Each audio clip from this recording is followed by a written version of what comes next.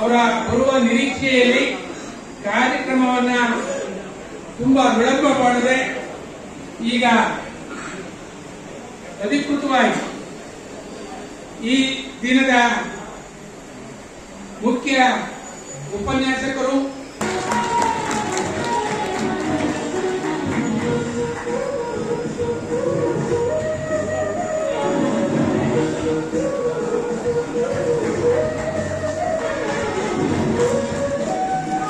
ಕಾರ್ಯಕ್ರಮದ ಉದ್ಘಾಟನೆ ಮಾಡಬೇಕಾಗಿತ್ತು. ಆದ್ರೆ ಅವರು ಹಿರಿಯರಾದ್ರಿಂದ ಔಟೇಜ್ ಮಾಡಿಸಿ ಅಂತ ಹೇಳಿದ್ರೆ ಅವರನ್ನು ಕಾರ್ಯಕ್ರಮಕ್ಕೆ ಸ್ವಾಗತಿಸುತ್ತೇನೆ.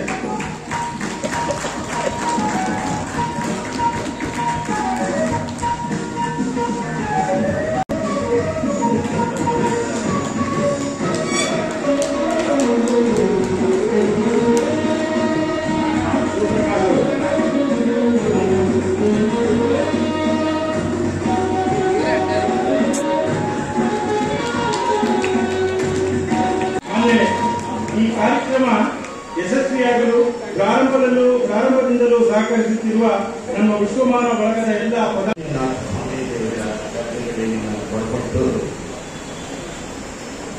ಈ ಭಾಗದ ಅತ್ಯಂತ ಜನಪ್ರಿಯ ಶಾಸಕರು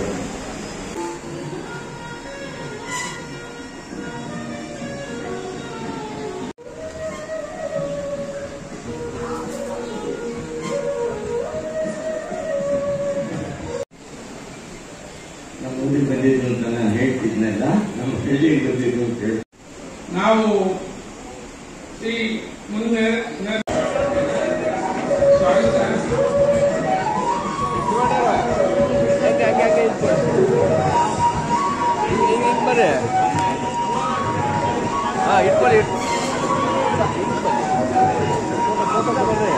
ಇಟ್ಕೊಳ್ಳಿ ಅಲ್ಲಿ ಹಂಗೆ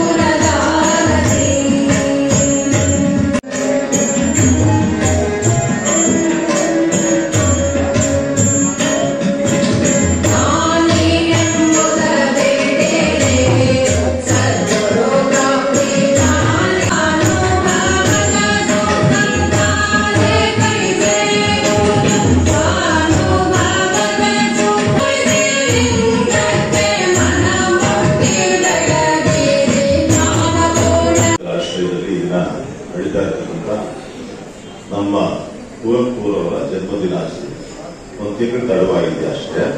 ಆದರೂ ಜನ್ಮದಿನಾಚರಣೆ ವರ್ಷ ಪೂರ್ತಿ ಮಾಡಬಹುದು ನಡೆಸ್ಕೊಳ್ತಾ ಇರ್ತಕ್ಕಂಥ ಈ ಸಂದರ್ಭದಲ್ಲಿ ಪರಮ ಪೂಜ್ಯ ಬಾಲಗಂಗಾಧರನಾಥ ಸ್ವಾಮೀಜಿಯವ್ರನ್ನ ನೆನೆಸ್ಕೊಳ್ತಾ ಅವರ ಆಶೀರ್ವಾದವನ್ನು ಹೇಳ್ತಾ ಜಗದ್ಗುರು ನಿರ್ಮಲಾನಂದ ಸ್ವಾಮೀಜಿಯವರ ಪಾದಗಳನ್ನು ನಮಸ್ಕರಿಸುತ್ತಾ ಅದೇ ರೀತಿ ಸೌಮ್ಯನಾಥ ಸ್ವಾಮೀಜಿಯವರ ಪಾದಗಳನ್ನು ನಮಸ್ಕರಿಸುತ್ತಾ ಹಿರಿಯರಾದ ನಾಡೋಜ ನಮ್ಮ ಹಂಪ ನಾಗರಾಜನವರ ಅವ್ರಿಗೂ ನಮಸ್ಕರಿಸುತ್ತಾ ಸ್ವಾಮೀಜಿಯವರಲ್ಲಿ ಕೊಟ್ಟುಕೊಳ್ತಾ ಅವರನ್ನ ವೇದಿಕೆಗೆ ಕರೀತಾ ಇದ್ದಾರೆ.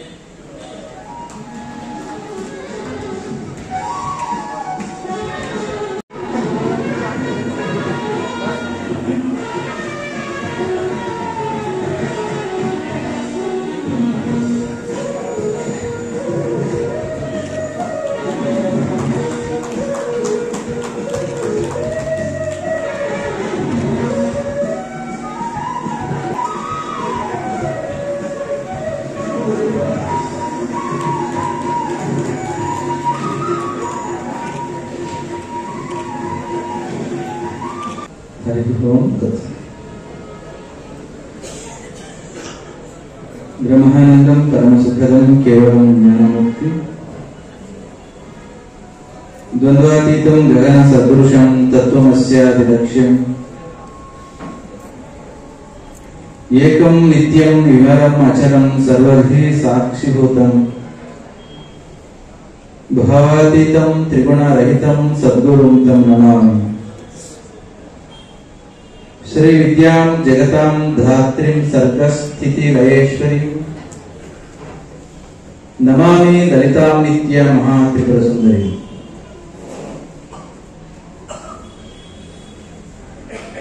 ನಮ್ಮೆಲ್ಲರ ಪ್ರೀತಿಯ ವಿಶ್ವಮಾನವ ಬಳಗದ ವತಿಯಿಂದ ಈ ವರ್ಷದ ರಾಷ್ಟ್ರಕವಿ ಕುವೆಂಪುರವರ 120ನೇ ಜನ್ಮ ದಿನಾಚರಣೆಯ ಪವಿತ್ರ ಕಾರ್ಯಕ್ರಮದಲ್ಲಿ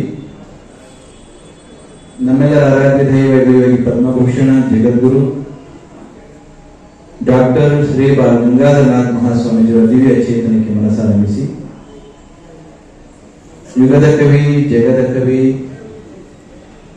ರಾಮಾಯಣ ದರ್ಶನದಿಂದಲೇ ಕೈ ಮುಗಿದ ಕವಿಗೆ